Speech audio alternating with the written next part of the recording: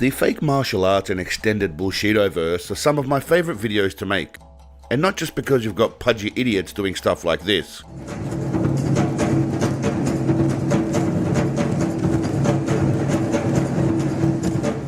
Sorry, wrong pudgy idiot. I meant this bloke.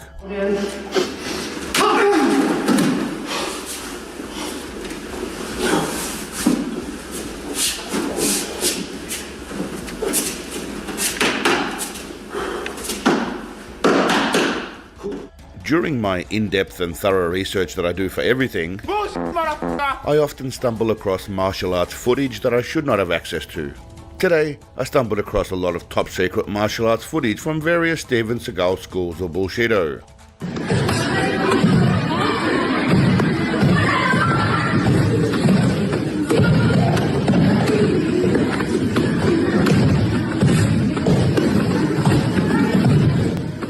Waddled away, waddle, waddle. Many waddled away, waddle, waddle. And the big fella was not impressed when he found out I'd been filming him.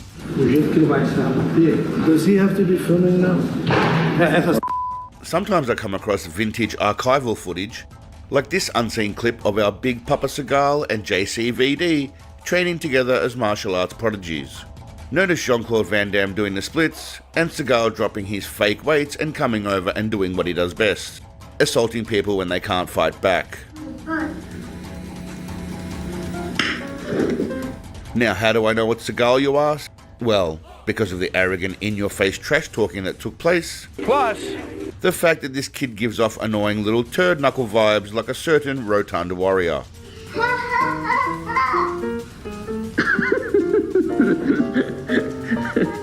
Now this bad blood continued and blossomed into their adult lives, with both taking posh shots at the other, and Sensei calling Van Damme a wuss that he would annihilate. That's where I saw Jean-Claude Van Damme. Is that true he got in a fight with you? No. It'd be like me squashing land.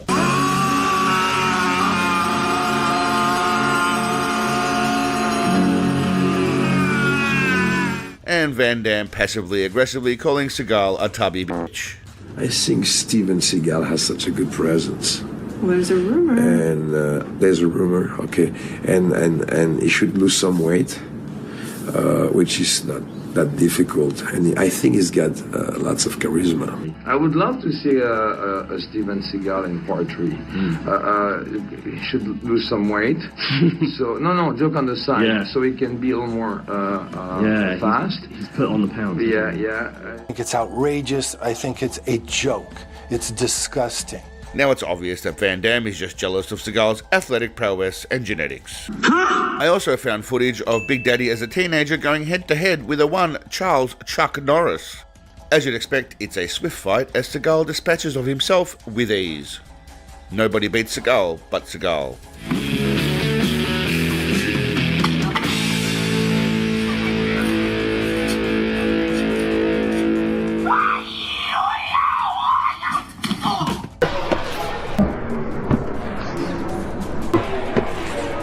Yeah, buddy!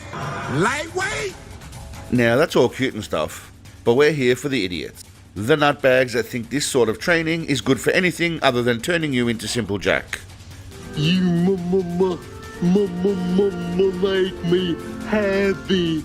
These idiots handed over their hard-earned cash to develop CTE and learn absolutely nothing. These are the real Bushido bandits.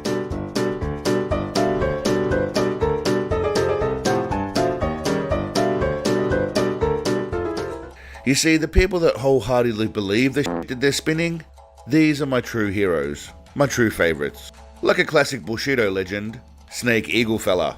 We've all seen him before, and he's been done to death, so I'm not going to flog a dead horse.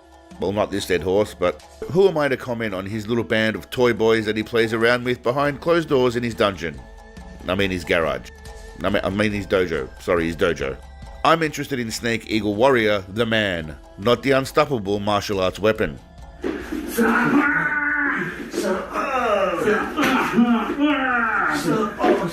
Here, to the untrained eye, it looks like he's just dancing around at home in his robe like a dickhead. But I know that this is truly intensive, grueling training. But notice the design work and natural flow of the room. A lovely picture of swans in the background, signifying the grace and complexity of his movements. The rhino ornament laying around, connection to the force and brutality of his moves. No TV though. No time for TV when you're down at the local pub surrounded by women throwing themselves at you. Am I right, Big Daddy? You're right about that. Being delusional is fine, but when you're trying to sell it as self-defense, that's where I have a problem. We all remember our mate Big V from Sistema. Here, he teaches you how to defend against an uppercut using your chest and your chin. Yep, I am not making this shit up. Now, they obviously have no idea how an uppercut works, because these motherfuckers think they're characters in a Tekken game or a John Wick movie. So that, especially it's, when the people do uppercut, right? Yeah. So sometimes.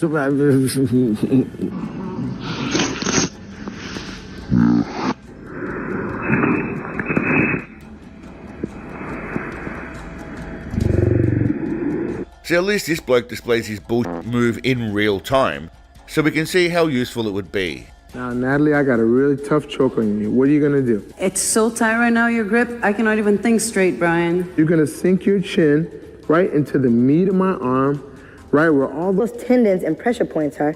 And what you're gonna do is grab the back of your head with both of your hands. Good, and you're just gonna sink right on down. Wow. Gee.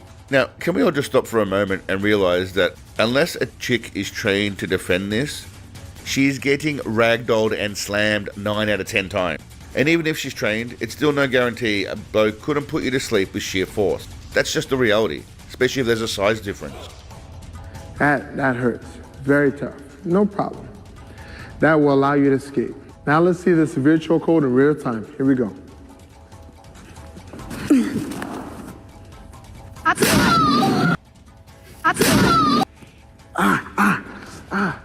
Before we jump back into some cheap power douchery, I'd like to take a moment to thank today's sponsor, Stinky Smelly Farts. I'm selling farts in a jar, just like these hot babes. Hey guys, welcome to another day in the life of a girl who sells her farts in a jar. But if you're more interested in the farts of a 41-year-old stocky bloke with stinky protein farts, you come to the right place. If you're a real badass and you want to show your support through Patreon, it is greatly appreciated. We're just here for a bit of fun, and you're all legends in your own way, whether you buy jar farts or not. Alternatively, just think about liking and subscribing. It doesn't cost anything and smells a lot nicer than my egg farts in a jar. Now, it wouldn't be bullshito without some type of no-touch nonce running around playing pretend superhero. Today, we're in some place with little Asian-looking men who are dressed in some traditional-looking garb that is supposed to lend authenticity to the bullshit they're doing. Out of that circle! What's fascinating to me is the gasps and applause in the background from some idiots that actually believe this guy is throwing spirit balls at people.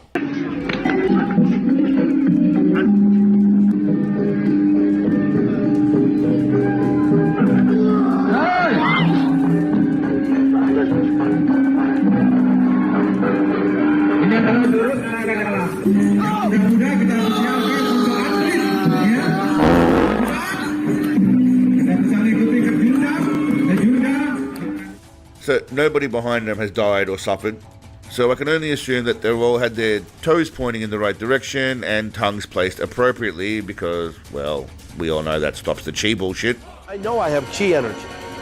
You can see it with the half moons. My chi is up now because of the filming. I have half moons in my fingertips now. That means the chi is just coming out. Plus... Now in the Bushido world, when we talk about guns and self-defense, we're often talking about how to disarm them to escape your attacker. Cleveland Brown seems to be the most popular nowadays, as well as his annoying little daughter or niece or whatever the hell this little shit stain is to him. This ninja thinks he can move faster than bullets, which is almost as dumb as the YouTuber thinking ninjas exist and referencing them in his YouTube video. A gun disarm works off biomechanics. When the brain sees me move, he pulls the trigger.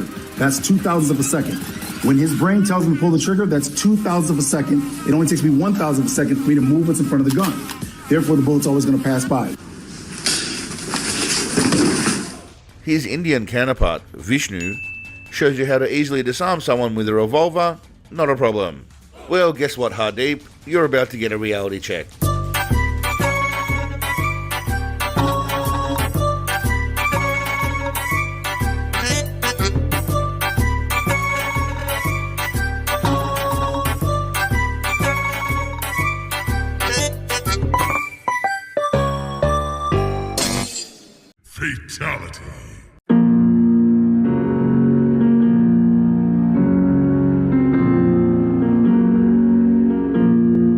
This is what happens when you f around near the barrel of a gun that has the spinning barrel thing. That's right, I'm from Australia. We know nothing about guns because our government made sure we can't fight back and that we're distracted with sports and barbecues and shit like that.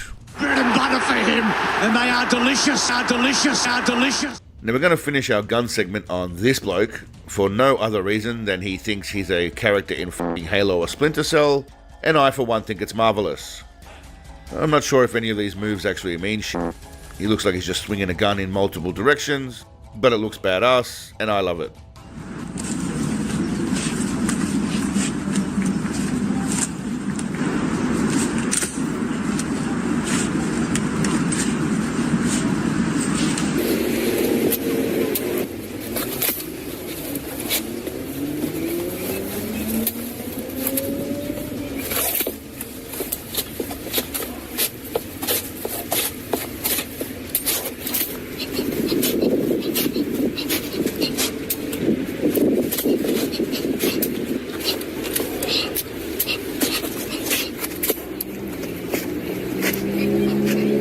He's obviously no Sensei Shortbread when it comes to the pistola, but he's doing his best.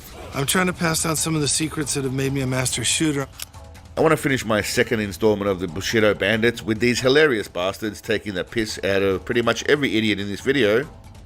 These lads show the light side of martial arts, and if we're being honest, a few of these blokes have taken their inspiration from the one and only Big Papa Seagal. This bloke's cutthroat attitude and flexible kicking technique look eerily close to that of Sensei Sasquatch. I hope you like pain.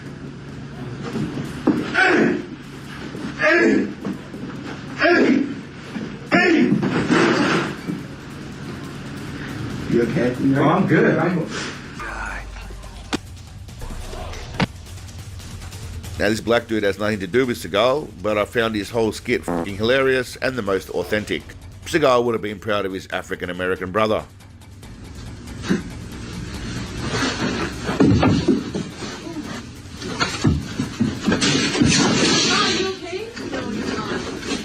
And of course, the army roll. More specifically, the tubby bitch army roll that Sensei Gravy Seal mastered during his time in Special Forces training. You know, the training mentioned in every single one of his movies. Next Special Forces, the guy's a fucking killing machine. Checked your past. You are Special Forces. You guys want to see something?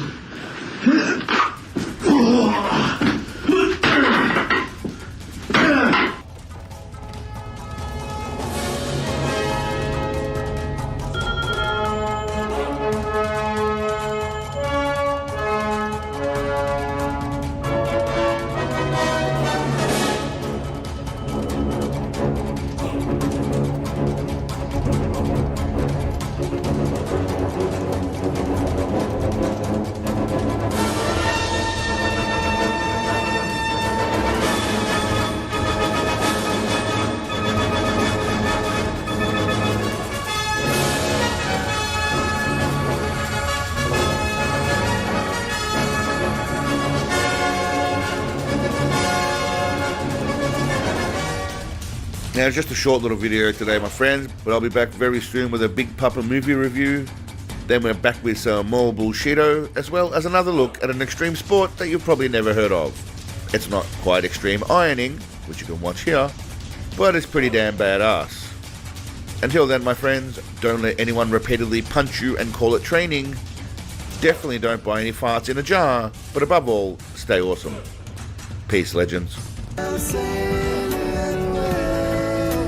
Sunshine bright in the sky, and I'm free when I close my eyes. Help me wash away my sorrow.